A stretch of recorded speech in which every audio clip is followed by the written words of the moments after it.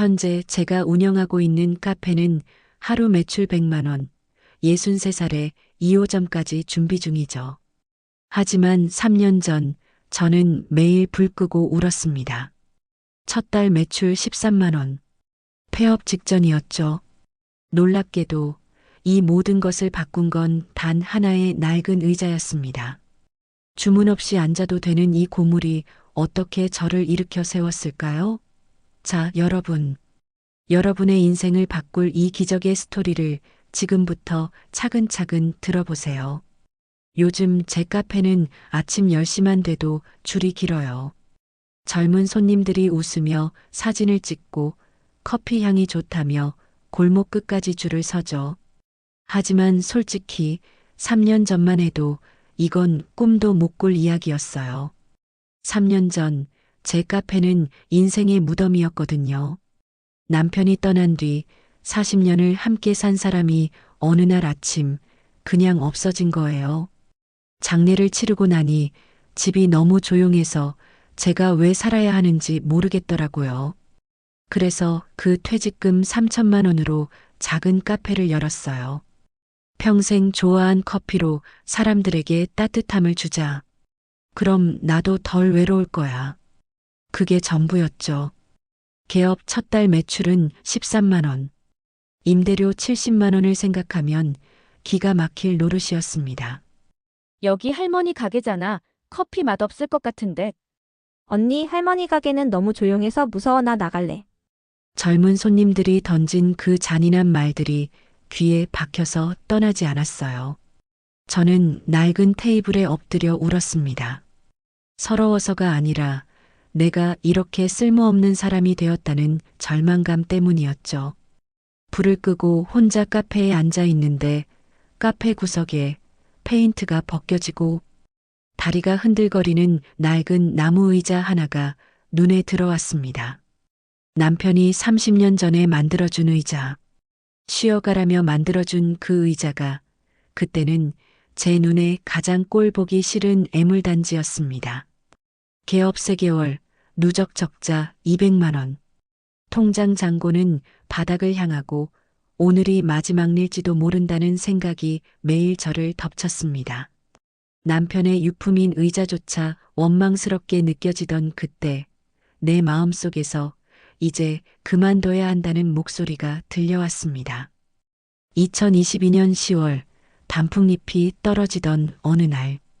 그날도 손님은 한 명도 오지 않았습니다. 오후 5시 아침에 내린 커피는 싱크대 앞에서 버려지기 직전이었습니다. 나는 멍하니 커피잔을 들고 있다가 손을 멈췄습니다. 버려지는 커피가 마치 곧 폐업할 내 모습 같았거든요. 테이블에 엎드려 울고 있을 때 아들에게서 전화가 왔습니다. 엄마 힘들면 그냥 문 닫아. 내가 생활비 보태줄게. 엄마 혼자 너무 고생하는 것 같아서 마음이 아파. 아들의 따뜻한 말은 오히려 제게 비수처럼 꽂혔습니다. 평생 자식들에게 자랑스러운 엄마였는데 이제 짐이 되는 것 같았으니까요. 그래, 그만두자. 이게 내 한계인가 보다. 폐업을 결심하고 다음날 부동산에 전화를 하려던 찰나 문득 30년 전 남편이 의자를 만들어주며 했던 말이 떠올랐습니다. 여보, 평생 여기 앉아서 쉬어. 힘들면 이 의자에 앉아 생각 정리하고. 그때 나는 의자를 구석에 치워두면서 남편의 마지막 마음까지 외면하고 있었다는 것을 깨달았습니다. 남편의 유품들이 모여있던 상자를 열어봤습니다. 낡은 스케치북 아래 노란색 빛바랜 종이 한 장이 있었습니다. 남편의 손글씨로 삐뚤빼뚤 적혀있던 쪽지가 보였어요. 당신의 의자는 쉬는 곳이 아니라 당신을 지켜줄 자리입니다. 사랑을 담아 누군가에게 내어주세요. 남편의 쪽지를 읽고 난 뒤 폐업하려던 마음이 흔들렸습니다. 한 번만 더 해보자. 남편이 마지막으로 내게 준 임무라고 생각하자. 나는 그 낡고 흔들거리는 의자를 들고 햇빛이 가장 잘 드는 창가로 옮겼습니다. 페인트가 벗겨진 자리는 남편과 함께 보낸 세월의 흔적 같았고 흔들리는 다리는 마치 나의 위태로운 처지를 보는 것 같았습니다. 남들이 보면 당장 버려야 할 고물이었죠. 하지만 남편의 쪽지처럼 이 의자를 사랑을 담아 누군가에게 내어주자는 간절한 마음으로 정성껏 닦았습니다. 그리고 그 의자 옆에 작은 종이를 놓았습니다. 종이에는 내 서툰 손글씨로 이렇게 적었습니다. 자유롭게 앉아 쉬어가세요. 주문 없이도 괜찮습니다. 정말 바보 같은 짓이었습니다. 손님도 안 오는데 주문도 안 해도 된다니. 이건 영업이 아니라 거의 동정을 구하는 행위 같았죠. 하지만 이상하게도 마음이 조금 편안해지더군요. 나는 외로움을 해소하기 위해 카페를 열었지만 진심으로 누군가의 외로움을 달래주고 싶었던 남편의 마음을 이제야 실천하는 것 같았습니다. 그날 밤은 정말 오랜만에 편안하게 잠들었습니다. 그런데 다음날 오후 2시쯤 카페 문 여는 소리에 깜짝 놀랐습니다. 20대 초반의 단발머리 여자분이 들어왔습니다. 젊은 손님들이 들어올 때마다 위축되던 나는 또다시 커피 맛 없다는 소리를 들을까봐 걱정했습니다. 그분은 조심스럽게 안을 둘러보더니 곧바로 창가로 시선을 고정했습니다. 그 의자였습니다. 낡고 초라한 그 의자. 그분은 조심스럽게 물었습니다. 사장님, 여기 앉아도 돼요? 너무 예뻐서요. 너무 놀라서 목소리가 떨렸습니다. 네, 물론이죠. 예쁘다니요? 누가 이 의자를 보고 예쁘다고 할까요?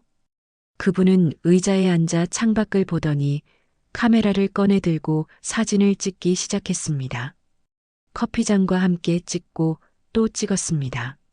나는 불안한 마음으로 커피를 내렸습니다.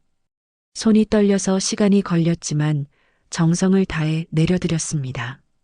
한 모금 마시더니 눈을 반짝이며 말했습니다. 와, 이거 진짜 맛있어요. 프랜차이즈처럼 강한 맛이 아니라 은은하고 부드러운 맛이에요.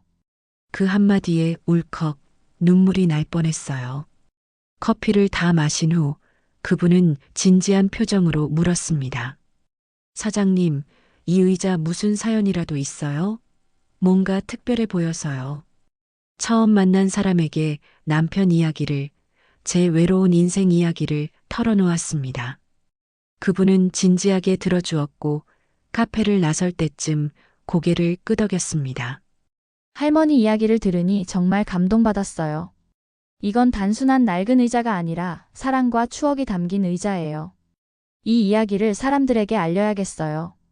그 말을 들었지만 인스타그램이 뭔지도 모르던 저는 그저 고마운 마음만 전했습니다. 그리고 그날 밤 저도 모르는 기적이 일어났습니다. 밤 10시쯤 그 단발머리 아가씨에게서 전화가 왔습니다. 나중에 알았지만 이름이 김지은이었습니다. 사장님, 제 게시물이 대박났어요. 좋아요가 3,000개예요. 내일 손님 엄청 많이 오실 거예요. 저는 3,000명이라는 숫자가 무슨 의미인지 몰랐습니다. 그냥 많이 오려나 보다 하고 잠자리에 들었죠. 다음날 오전 10시 문을 열자마자 저는 비명을 지를 뻔했습니다. 골목 입구부터 사람들이 줄을 서서 제 카페로 들어오고 있는 겁니다. 완전히 패닉 상태였죠. 커피 머신은 하나인데 제 손은 떨리고 빨리 해야 하는데 조급해질수록 실수를 했습니다. 땀을 뻘뻘 흘리며 정신없이 커피를 내리고 있을 때 지은 씨가 문을 열고 들어왔습니다. 사장님, 제가 도와드릴게요. 처음에는 완강히 거부했지만 손님이 계속 밀려드니 결국 허락할 수밖에 없었습니다. 지은 씨는 주문을 받고 손님들에게 의자 이야기를 설명해 주었습니다. 그날 처음으로 하루 매출이 30만 원을 넘었습니다. 문을 닫고 매출을 정산하는데 지은 씨는 할머니, 이건 할머니가 잘하셔서 된 거예요. 할머니의 진심과 그 의자가 통했던 거예요. 라고 말했습니다. 며칠 뒤 TV 취재진이 왔습니다. 할머니 감성 카페로 유명해졌다면서요. 기자님이 제게 물었습니다. 사장님, 성공의 비결이 뭐예요? 저는 잠시 멈췄습니다. 내가 커피를 잘 내려서? 아니면 인테리어가 좋아서? 아니었습니다. 제 눈은 창가에 있는 그 낡은 의자에 고정되었습니다. 저는 대답했습니다. 저 의자 하나요. 누군가를 앉히고 싶었던 그 마음이었어요. 그 순간 저는 남편이 제게 준 진정한 유산을 깨달았습니다. 남편은 저를 외롭게 두지 않으려 했고 그 의자를 통해 타인과 진심으로 이어지는 삶을 살라고 조용히 명령했던 것입니다. 저는 그제야 남편이 만든 의자를 낡았다고 구석에 처박아 두었던 저의 완고함과 남편에 대한 원망을 용서했습니다. 지은 씨는 메뉴 이름을 할머니의 정성 블렌드로 바꿔주었고 저에게 스마트폰 사용법도 알려주었습니다. 처음에는 버튼 하나 누르는 것도 헷갈렸지만 지은 씨는 10번, 20번을 물어봐도 짜증 한 번 내지 않았습니다. 저는 돈 대신 마음을 주는 법을 배웠고 지은 씨는 정성과 느림의 미학을 배웠습니다. 3개월 후 저는 혼자 할 수 없어서 대학생 아르바이트생 2명을 고용했습니다. 다 20대 젊은 친구들입니다. 나이 든 사람이라며 저를 피했던 세상이 이제는 할머니 사장님이라며 저를 찾아와 안아주었습니다. 어떤 학생은 시험 기간에 매일 와서 공부를 하더라고요. 취업 고민을 털어놓은 학생에게 제가 말해주었죠. 나는 62살에 처음 시작했어. 너는 아직 20대잖아. 천천히 가도 괜찮아. 그 학생이 몇 달 후에 와서 꽃다발을 주며 할머니 취업했어요.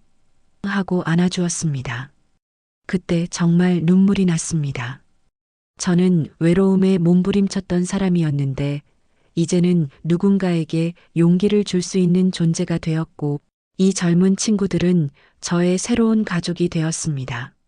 몸은 힘들지만 외롭지 않아요. 저는 매일 아침 오늘은 누가 올까? 어떤 이야기를 들을까? 하는 설렘으로 눈을 뜹니다. 1년 후 저는 옆 가게를 확장했고 직원도 5명으로 늘었습니다. 그리고 믿기지 않겠지만 2호점을 준비 중입니다. 지은 씨가 2호점 점장을 맡기로 했습니다. 63살의 사업 확장이라니 남편이 알면 얼마나 웃을까요? 그 의자는 여전히 1호점 창가에 있습니다. 이제 이 카페의 상징이 되었죠. 저는 매일 아침 제일 먼저 이 의자를 닦습니다. 정성껏 사랑을 담아서요. 가끔 새벽에 혼자 와서 이 의자에 앉아 남편에게 속삭입니다. 여보, 당신이 만든 의자가 이렇게 많은 사람을 이어주고 있어요. 당신 덕분에 제가 다시 살아났어요. 제 꿈이 하나 더 생겼어요. 전국의 외로운 시니어분들이 운영하는 카페를 열게 만드는 거예요. 제가 나이는 핑계가 아니에요. 오히려 무기가 될 수 있어요 라는 말을 제 삶으로 증명하고 싶어요. 저는 62살 인생을 다시 시작했습니다. 남편이 남긴 낡은 의자에서 제 2번째 인생이 시작된 것입니다. 그 의자는 오늘도 창가에서 저를 바라보는 모든 이들에게 조용히 속삭입니다. 당신의 인생도 아직 식지 않았어요. 다시 시작할 수 있어요. 저처럼요. 이 의자는 오늘도 당신을 기다립니다.